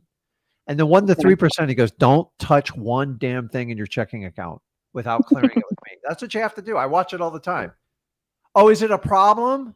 And then my favorite is you have an $84,000 student loan. You got to pay it off before the closing. The closing is tomorrow. I'm like, why is my student loan being factored into this? It's not fair. I'm like, oh my God. Like, it's the first thing I ask. Like, I would ask someone, do you have a student loan? Because it's challenging. It's going to affect your DTI ratios. Like, it's terrible. So, Okay, Amanda, I am going to move on and talk to somebody else because you've been fun to talk to. So, Sorry, guys, I'm telling everybody. you, if you come on these lives, I'll talk to you, especially on my channel because I'm trying to grow it. I got more time, so I want to spend time. I don't always talk about all real estate, but I tell you what the journey that leads up to it because I lived my regular life for a long time, and then I made a shift, I think, during the hardest possible time I could. Young kids, big fat mortgage, stuck in a corporate job with a 401k. And Doesn't that sound so familiar right now? I had a nuclear meltdown. I told my wife, I go, I could go back and do this crap anytime we want. And I'm remember, not your gonna lie to old, you. I literally quit my job, and don't get me wrong, I made a lot of money at my job as an accountant. But at the end of the day, I was losing time with my 10-year-old, and I was like, you know what? I'm done. I quit. I wish you guys the best, but this is not for me anymore. yeah. Well, it's tough, man. Accounting is like my pet peeve because I do way too much, but you have to understand accounting. So like when you pay someone to do the bookkeeping and then you talk to your CPA, you're like you're like that white filling in the Oreo and you're Mhm. like crap. And by the way, I've gotten bad advice from CPAs before, like Oh yeah. horrendous, like 6-figure mistakes. I'm just like, Oh yeah. and I had to learn from there. I'm like, okay, I'm not going to make excuse. I'm just going to go forward and I'm going to like keep going. And then I've learned that getting the CPA to talk to the bookkeeper is like, it's just so funny. I've been doing this so long now. It's like, and so many times I would rely on the CPA for the bookkeeping and the bookkeeper, like it's always so like to get into any company, it takes like 2 to 3 months to really even understand how the flow of the cash goes and everything Yep. works. And anyways, I feel for you. I wish more people would learn accounting because that was actually one of the skill sets that I walked away from college. I'm like, okay, I understand this. I understand the debits, the credits, the assets, the liabilities. And then just trying to put the whole thing together as the tax laws change. It's like, it seems a little overwhelming. But that's the beauty of being wholesaling. You don't have to learn everything. So Amanda, you have a wonderful day. Go get some soup, feel better. And I appreciate the conversation. So You I'll as talk well. to you soon. Sorry, everybody. Okay, bye. So guys, I do not bite. I actually can talk to some other stuff. I will answer any questions you got, but I like to kind of show you like I am like a regular guy outside of like wholesaling. I've been through the same struggles most of you have been through, and I want to help you out as much as possible. So, CK, you there? Yes, I am. How you doing, man? I'm good, man. I was just in a restaurant. I'm sorry. That's all right. What you ordering? A pound and a half of shrimp. Oh man, Can you believe $20 for a pound and a half? I'm where in you getting it Chicago, from? so I'm in Chicago. Chicago. What's the temperature there? Pretty like 40s. It's pretty. It ain't that bad. I was outside riding my bike here, so I mean it's good enough to do that. Like 30, I've been 40 degrees? Like, yeah, like 30, 40 degrees. Woo, woo. 82 in Florida today, man. Like, man, after that last cold snap, we got down to like 36 here in Florida, which is shocking. And remember, like, we have the opposite problem. We can't heat our homes. Like, it's not. You can't build heating for like the 3 days out of the year. It's really cold. So it's like when it got cold, man. I was walking around. My son was laughing at me. I'm walking around with like 4 pairs of socks, blankets wrapped around me, and then I had a heating blanket with an extension cord. So So even with the AC unit, like you don't have a heat and cooling on it. It does, but you got to. In Florida, we're geared towards hurricanes and heat, and that's unfortunate. We have to fight that crap all the time. So like when it comes to like to your HVAC system, guy goes, you want like the baddest like heater in there. I'm like, no, like it gets hot. It's so hot in Florida. And then you got to understand for like the last 10 years, our coldest day was like 38 degrees. And we just did it. So every now and then, about once every 10 years, it gets cold. We just deal with it. We just kind of go, but there's nowhere to go because everything's like cold. But the good thing in Florida, it always wears off in like 2 days. Always. But this time it was windy. It was rainy and the sun didn't come out for 3 days. And I don't know how people do that, man. Cause it's like, it's a little bit depressing, man. It's like terrible. I would be 400 pounds if I lived in weather like that. Cause I would eat my way through it.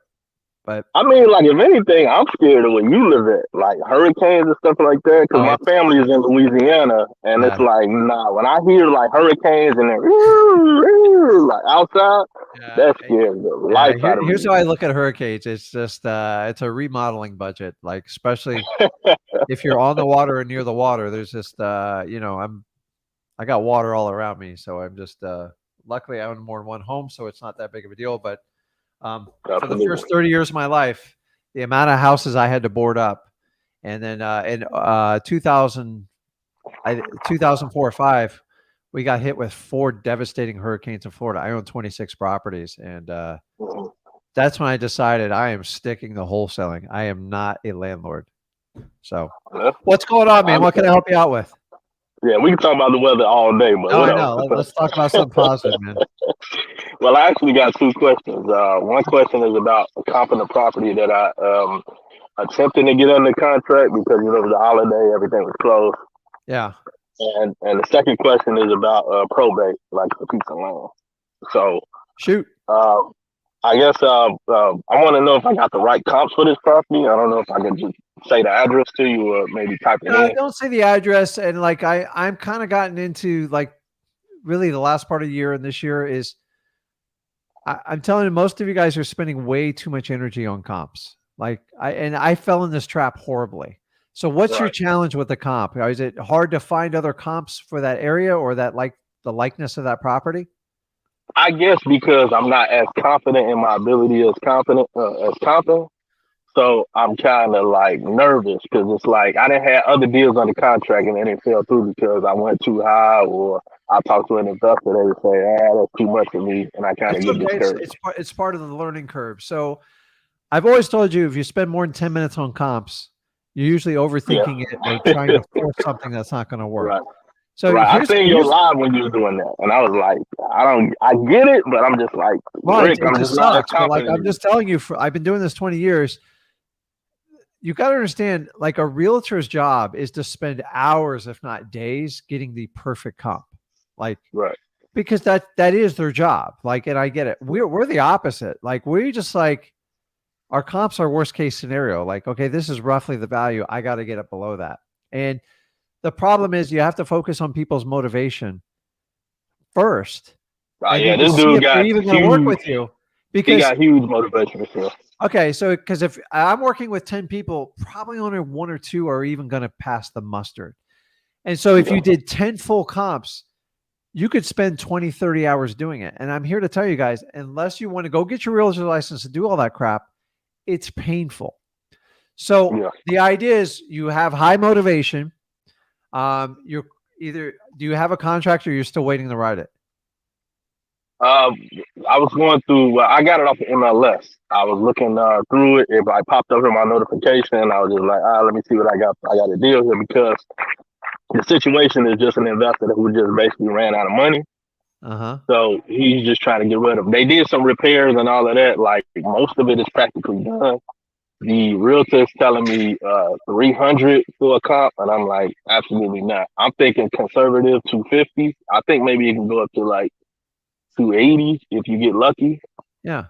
And everything's practically done. She's telling me it's about 30 grand worth of work that's left as far as like flooring and everything like that. But I kind of over budget, maybe say about 40 to 50.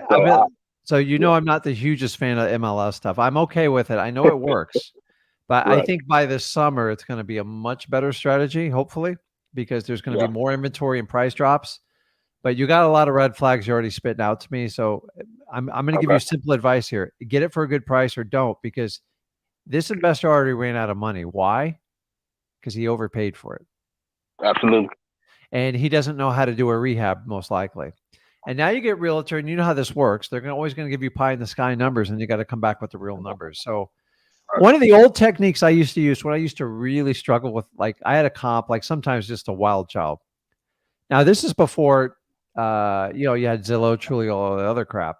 Remember, the end buyer is always going to look at the Zestimate. That's just what they do. It's the dominant search engine for real estate. Number 2, sometimes you just call a third-party realtor. What do you think this property is worth? If I was going to hire you to negotiate it for me, what do you think is the right number?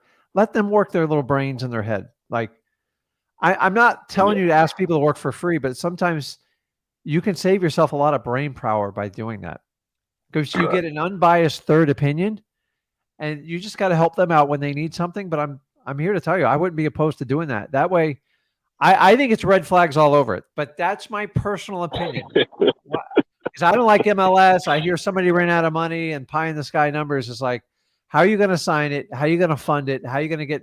And then you got to get past the gatekeeper, which these realtors are a pain in the butt.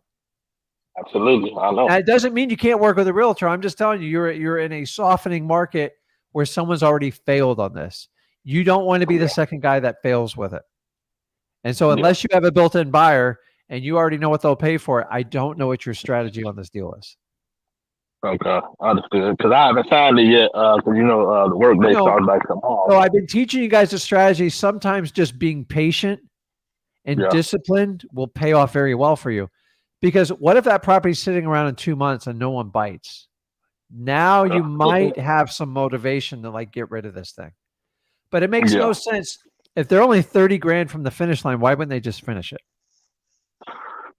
It makes no sense to me, right? If you fund it, buy it, do the whole thing, like the story's not adding up. So just, you're not going to get the truth from the realtor either. So it's like, my favorite relationship with a realtor is you go out and you market realtors and say, listen, when you have that house that's funky, it's not completed, or it needs a lot of repairs, call me just before you put it on the market, and I'll show you how you can get paid on both sides. Then I know the motivation's in the right area code when I do that. So it's been on the market for 14 days. I just looked at it. So well, I would find out what kind of action they're getting on it, and I don't know, man. I think it's going to be better deals, but like if you're going to get it, make sure you're getting a hell of a deal. That's all I can tell you. Because you have a lot of roadblocks on it. What's that? He got it at 144. I did 135, which I still think is too high. That's why I was going to Monday. I was going to say, hey, I looked at some more stuff. I need 130 or no dice. Yeah. Okay. What's your probate question? Probate is I got a piece of land down there. Well, your neck of the woods in Florida. Yeah. And I know what the buyer would pay for it. Like I'm in Cape Coral, Florida. That's a market I was looking at. That's a hot market. I know. I kind of ran into it by mistake because somebody sent me a deal just thinking I was a buyer. Okay. And I looked at it, like, I looked at the few comps, and I'm like, damn, there's new construction everywhere. And that's what really led me to really finding you, because I'm like, how do you even wholesale land? So thank you for that, for making that type of content. No, that's good, man. So I did everything you said. Went to List REI, looked up probate lead, and that's what I got, the probate lead. So I'm just curious about how this whole process for the work out. I've been watching a couple of videos, but they in the beginning stages, and like you said, I have to massage or nurse this relationship. So do you have it under contract? No, I don't have anything. That's what you have to do. Here's all you have to understand, and you can go to free wholesaling. I teach the whole thing is, as they designated a PR, which is a personal representative or an executor for that for the probate. Yeah. Once they do that, they have the legal ability to enter into a contract with you. That's all you've got to execute, and the rest is super easy. The rest, really, you just give it to a title company, and then you manage the flow. The problem typically you run into is a lawyer gets in your way, and you have to dance around the lawyer, and the lawyer starts advising the client, and most of these lawyers go way outside their bounds. It's a huge power struggle. And remember, the lawyer's not working for you. They work for the client. Yeah. But if the client wants to enter into an agreement with you for speed and efficiency, and it's in their best interest, then you enter in that agreement. You don't have to wait till the probate's done. Once you have a signed agreement, you can work with the title company, which will inform your seller and the seller's attorney that all you need to do is ask the judge to enter into this motion to liquidate the asset, and you can get it done. It doesn't bypass the probate. It just means you don't have to sit around 3 to 6 months waiting for this deal to close. Okay. Yeah, because that's what I was. Yeah, I and did remember the some- advantage yeah, to the seller is you're going to leverage market conditions. Prices are going down, interest rates are going up, cost through inflation are going up. If you sell it now, we can minimize the damage to your estate and get you more money. That's why. But you got to get that contract locked up. I can tell you that's the most important thing. Work on it, or you're going to get Yeah. competition, or worst case scenario, the lawyer's going to wrap their arms around your deal and go, CK, when we're done with the probate, then we'll call you. Well, the problem Right. with that is they can put it out on the free market, and then you're going to have an open bid competition, and those aren't Yeah. good deals. So Yeah. you got to connect with the seller and tell them why it's advantageous to enter into a contract with now, because you're going to leverage current market conditions, which are very negative. And the ultimate, they'll actually get more money, more peace of mind, and you make their life easier. And the good news is you're flexible with it. Once you have that contract, then you have leverage. Until you have that contract, you have zero leverage. Understood. So go get that contract. I'm just telling, don't wait, because Cape Coral those things get sucked up fast. And if you have any problems, call me. I'll take it. I don't care. Okay, so we do them all the time. So do not wait. This is the biggest mistake people make in probates. You buy into the BS that the probate's got to be completed before you buy it. In Florida, I've already proven that. Over 236 times, I've proven it. You don't wait. Right. Okay. You got it? So I just get on the phone and just let her know what you just told me. Like, hey, we don't even have to go through the probate process. Yeah, and just say, listen, you remember, solve your client's needs. She wants to sell the property. I assume it's probably vacant and it's got issues. So why don't we minimize? Is it a vacant property, or is there a house on it? No, it's a land. It's vacant land. Okay. There's still taxes on it. Yeah. And the value's only going down. So just go ahead and leverage it. The worst thing you do is try to get permission from the lawyer. It's a nightmare. I'm just telling you, try to work around and try to work directly with your seller, because they are ultimately in control of who they sell it to. So once they're designated the PR, they can enter in that agreement. Once you have that agreement, you just hand it to your title company, and then I'll give you subtle hints on how to push your seller and the attorney to get that damn thing done. Absolutely. Hey, man. Okay. Thank you, Rick. I appreciate it, man. Okay. Have a good one, CK. See you. Okay, guys. If you are brand new to wholesaling, do me a favor, go over to freewholesaling.com. You put in your email and we walk you head to toe on how not only to get your first deal, to get you to your first $100,000. Guys, if you enjoy this content, make sure you smash that like button, and please make sure you're subscribed to this channel. This is the Rick Ginn channel. Check out my son on the Zach Ginn channel, and then also check us out on Flip with Rick. We will be on live tomorrow at 1 p.m. Eastern time. I don't take time off for the holidays. I take it off for my family. But guys, you've got to get on 2023. Get started now. And if you are behind, I don't care. Pull an all-nighter, do what you got to do. Either you are going to take action or you're going to make an excuse. You decide which camp you want to be in. Guys, this is Rick Ginn, and we'll see you guys tomorrow. I appreciate you guys.